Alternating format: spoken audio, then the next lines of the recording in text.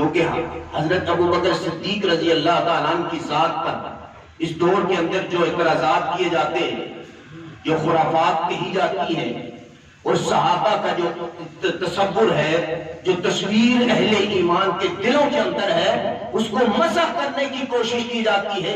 اگر ہم قرآن کی روح سے دیکھیں، قرآن کی روح سے دیکھیں تو اللہ رب العزت نے حضرت ابو بکر صدیق رضی اللہ تعالیٰ عنہ کو پیدا ہی رسول اللہ صلی اللہ علیہ وسلم کی تصدیق کے لیے کیا تھا۔ آپ کو پیدا ہی اس لیے کیا گیا۔ آپ نے سنا ہوگا کہ حضرت ابو بکر صدیق رضی اللہ تعالیٰ عنہ نے اللہ کے نبی صلی اللہ علیہ وسلم نے نبوت کو، اپنی نبوت کا اعلان کیا، پیش کیا کہ اللہ نے مجھے رسول بنایا ہے۔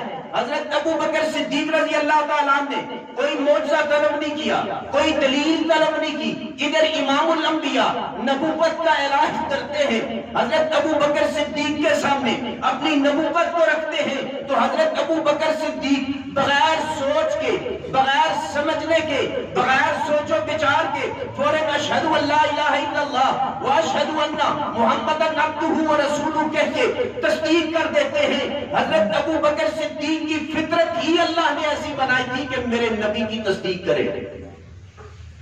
اس کی وجہ کیا تھی؟ یہاں ایک اعتراض کا جواب تھا۔ وہ اعتراض کیا ہے کہ جتنے انبیاء اس دنیا میں آئے، اگر ہم قرآن کو دیکھیں، جتنے انبیاء اس دنیا میں آئے ہیں، ان کی ایک ذمہ داری تو یہ تھی کہ لوگوں کو اللہ کی طرف بلائیں۔ ایک ذمہ داری یہ تھی لوگوں کو اللہ کے دین کی دعوت دیں، اور اس کے علاوہ دوسری ذمہ داری یہ تھی کہ جو اپنے سے پہلے نبی گزر چکے ہیں ان کی تصدیق کریں۔ بعد میں آنے والا نبی پہلے گزرے ہوئے نبیوں کی کیا کرے؟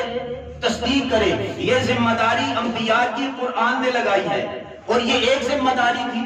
اور دوسری ذمہ داری یہ تھی کہ جو تمہارے بعد آئے گا نبی، جس نبی کا زمانہ ہے، اس کے بعد جس نبی نے آنا ہے اس کی بشارت بھی دے، اور یہ اعلان کرے کہ جو مجھ سے پہلے نبی گزرا ہے وہ برحق تھا، میں اس کی تصدیق کرتا ہوں۔ اور یہ بھی اعلان کرے کہ میرے بعد بھی نبی آئے گا، میرے بعد بھی نبی آئے گا۔ اس سے دو چیزیں سمجھ آتی ہیں۔ ایک ختم نبوت، ایک ختم نبوت کی یہ دلیل ہے، ہر نبی اپنے بعد میں آنے والے نبی کی بشارت دیتا رہا اور اپنے سے پہلے نبی کی وہ تصدیق کرتا رہا۔ یہ ذمہ داری قرآن نے لگائی۔ جب ہم حضرت عیسیٰ علیہ السلام کو دیکھتے ہیں، حضرت عیسیٰ علیہ السلام جب اس دنیا کے اندر آئے، بنی اسرائیل کو مخاطب کیا، قرآن اس کو بیان کرتا ہے، یا بنی اسرائیل انی رسول اللہ علیکم، اے بنی اسرائیل مجھے اللہ نے تمہاری طرف رسول بنا کے بھیجا ہے۔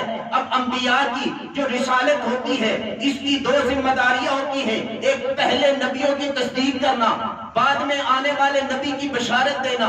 جب یہ فرمایا انی رسول اللہ علیکم، میں تمہاری طرف رسول بنا کے بھیجا گیا ہوں، اس کی دلیل کیا ہے؟ فرمایا مصدق لما بین یدی من التوراۃ، اس کی دلیل یہ ہے کہ میں موسیٰ علیہ السلام پر جو کتاب تورات اتری ہے اس کی تصدیق کرتا ہوں، وہ برحق ہے۔ پتا چلا کہ اس کا مطلب کیا کہ موسیٰ علیہ السلام اللہ کے نبی ہیں، ان پر اترنے والی کتاب اللہ کی کتاب ہے۔ میں اس بات کی تصدیق کرتا ہوں کہ ایک ذمہ داری جو قرآن نے لگائی کہ اپنے سے پہلے نبی کی تصدیق ہر نبی کرے گا، یہاں حضرت عیسیٰ علیہ السلام نے حضرت موسیٰ علیہ السلام کی تصدیق کی۔ اور دوسری ذمہ داری انبیاء کی یہ تھی کہ بعد میں آنے والے نبی کی بشارت دینا۔ دوسری ذمہ داری پوری فرماتے ہوئے حضرت عیسیٰ علیہ السلام نے فرمایا وَمُبَشِّرًا بِرَسُولٍ یَأْتِی مِن بَعْدِی اسْمُهُ احمد، کہ میں بشارت بھی دیتا ہوں میرے بعد ایک نبی بھی آئے گا جس کا نام احمد ہوگا۔ تو پتہ چلا قرآن نے ذمہ داری لگائی تھی ہر نبی اپنے سے پہلے نبی کی تصدیق کرے گا اور بعد میں آنے والے نبی کی کیا کرے گا؟ بشارت دے گا۔ اب قرآن جو تصدیق کرتا ہے نبی، بعد میں آنے والا نبی، پہلے نبی کی جو تصدیق کر رہا ہے، قرآن اس کا نام رکھتا ہے مصدق۔ بات سمجھے؟ جو پہلے نبی کی بعد میں آنے والا تصدیق کرتا ہے، قرآن اس کو کیا کہتا ہے؟ مصدق، تصدیق کرنے والا۔ تصدیق کی جاتی ہے اپنے سے پہلے گزرے ہوئے نبی کی، اور جو بعد میں آنے والے نبی کی بشارت دیتا ہے، قرآن اس کو کہتا ہے مبشر۔ مبشر بعد میں آنے والے نبی کی بشارت دیتا ہے، اور مصدق جو گزرے ہوئے انبیاء ہیں ان کی کیا کرتا ہے؟ تصدیق کرتا ہے۔ تو حضرت عیسیٰ علیہ السلام مصدق ہیں حضرت موسیٰ علیہ السلام کے لیے، اور حضرت عیسیٰ علیہ السلام مبشر ہیں رسول اللہ صلی اللہ علیہ وسلم کے لیے۔ تو جتنے انبیاء پہلے گزرے، بعد میں آنے والے نبی نے ان انبیاء کی تصدیق کی، ان کے لیے وہ مصدق بنا۔ جب آئے امام الانبیاء محمد الرسول اللہ صلی اللہ علیہ وسلم، اب اللہ کے نبی جتنے پہلے نبی اللہ کے محبوب سے پہلے جتنے انبیاء گزر چکے ہیں، اللہ کے نبی نے سب کی تصدیق کی، ان سب کے لیے رسول اللہ صلی اللہ علیہ وسلم کیا ہے؟ مصدق ہیں۔ اور قرآن کہتا ہے ثم جاءکم رسول مصدق لما معکم، تمہارے بعد ایک آخری رسول آئے گا جو تم تمام رسولوں کے لیے کیا ہوگا؟ مصدق ہوگا۔ لیکن امام الانبیاء پہلے سارے انبیاء کے لیے مصدق ہیں، لیکن اللہ کے نبی کسی نبی کے لیے، امام الانبیاء کسی نبی کے لیے مبشر نہیں ہے، کسی نبی کی بشارت نہیں دی۔ حضرت عیسیٰ علیہ السلام نے اپنے بعد امام الانبیاء کی بشارت دی، محمد الرسول اللہ صلی اللہ علیہ وسلم کی بشارت دی، لیکن رسول اللہ صلی اللہ علیہ وسلم سارے انبیاء کے لیے مصدق تو بنے ہیں، لیکن مبشر کسی نبی کے لیے نہیں بنے، کیونکہ رسول اللہ کے بعد نبی آنا ہی نہیں تھا۔ اللہ کے نبی نے اپنے بعد اگر خوشخبری دی ہے تو قیامت کی دی ہے، فرمایا میں اور قیامت اس طرح ہے، اس کا مطلب میرے بعد اب نبی کوئی نہیں، میں مصدق سارے انبیاء کا ہوں، مبشر کسی نبی کا نہیں، میرے بعد نبی نہیں آئے گا، میرے بعد آئے گی تو کیا آئے گی؟ صرف قیامت آئے گی۔ جب اللہ کے نبی کسی نبی کے لیے مبشر نہیں ہے تو اللہ کے نبی کے بعد نبی کوئی آئے گا؟ نہیں آئے گا۔ یہ بار بار تفصیل بتا رہا ہوں، بات سمجھ آئے، نقطہ سمجھ آئے۔ اللہ کے نبی اگر مبشر ہوتے، بعد میں نبی آتا، بعد میں آنے والا نبی امام الانبیاء کے لیے مصدق ہوتا، تصدیق کرتا۔ جب اللہ کے نبی کے بعد کوئی نبی نہیں تو رسول اللہ کے بعد کوئی نبی تصدیق کرنے والا بھی نہیں۔ بات سمجھ آئے؟ حضرت موسیٰ کے لیے مصدق حضرت عیسیٰ بنے کیونکہ بعد میں آئے، بعد میں آنے والا نبی اپنے سے پہلے نبی کے لیے مصدق ہے، لیکن امام الانبیاء کے بعد نبی کوئی نہیں۔ تو یہاں سوال پیدا ہوتا ہے، امام الانبیاء محمد الرسول اللہ سارے انبیاء کے سردار ہے، ہر نبی کے لیے نبی مصدق تھا، تو امام الانبیاء کے لیے کوئی نبی مصدق کیوں نہیں؟ بات سمجھ آئے؟ یہ اعتراض ہے۔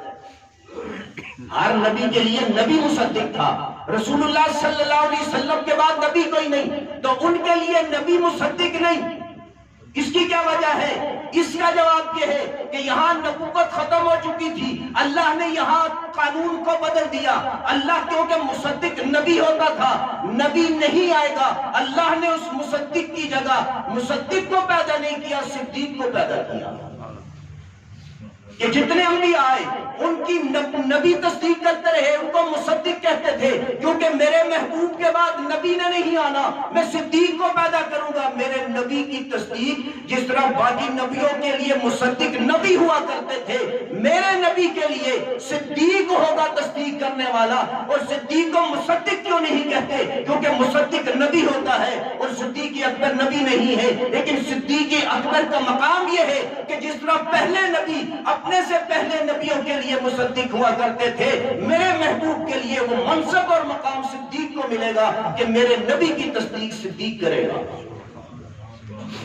اس لیے حضرت ابو بکر صدیق رضی اللہ تعالیٰ عنہ کو اللہ نے پیدا ہی تصدیق کے لیے کیا تھا۔ یہی وجہ تھی کہ جب امام الانبیاء نبوت کا اعلان کرتے ہیں تو حضرت ابو بکر صدیق کی فطرت ایسی تھی، فوراً اس کی تصدیق کر دی۔ باقی جتنے صحابہ ہیں انہوں نے بتقاضا علم تصدیق کی، اور حضرت ابو بکر صدیق رضی اللہ تعالیٰ عنہ نے بتقاضا علم نہیں، بتقاضا فطرت تصدیق کی۔ اب فطرت کے اندر اور علم کے اندر فرق کیا ہوتا ہے؟ باقی صحابہ نے معجزات کو دیکھا، باقی صحابہ نے امام الانبیاء پر وحی کو اترتے ہوئے دیکھا، رسول اللہ صلی اللہ علیہ وسلم کی مبارک زبان سے قرآن کو سنا، اللہ کے نبی کا معجزہ دیکھا اور تحقیق کے بعد ایمان لائے۔ لیکن حضرت ابو بکر صدیق رضی اللہ تعالیٰ نے کسی چیز، کوئی دلیل، کوئی موجزہ نہیں دیکھا، صرف امام الانبیاء کا جو نور نبوت ہے، شمع رسالت ابو بکر صدیق کے سامنے آئی اور یہ شمع رسالت کا نور ابو بکر صدیق کے دل میں اتر گیا۔ یہ ہے فطرت۔ دیکھتے چاند سورج رات کو